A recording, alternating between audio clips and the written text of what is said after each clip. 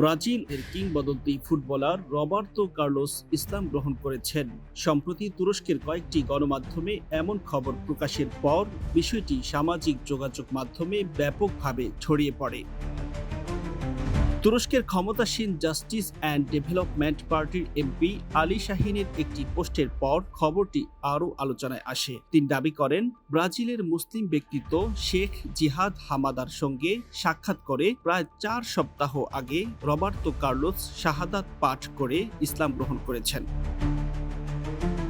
তবে এবার সরাসরি সেই দাবি নাকচ করেছেন রবার্তো কার্লোস। সৌদি সংবাদপত্র ওকাজকে দেওয়া বক্তব্যে তিনি বলেন, ইসলামের প্রতি তার গভীর শ্রদ্ধা রয়েছে। তার স্ত্রী নামাজ পড়েন এবং এটি দেখতে তার ভালো লাগে। তবে তার ইসলাম গ্রহণের খবর সত্য নয়।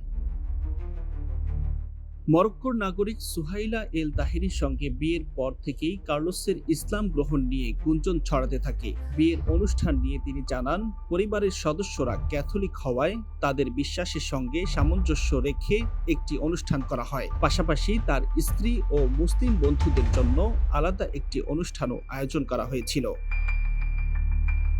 তবে বিয়েতে মুসলিম রীতি বা মুসলিম অতিথিদের উপস্থিতিকে তার ইসলাম গ্রহণের প্রমাণ হিসেবে দেখার সুযোগ নেই, কারণ কার্লোস নিজেই জানিয়েছেন তিনি ইসলাম গ্রহণ করেননি।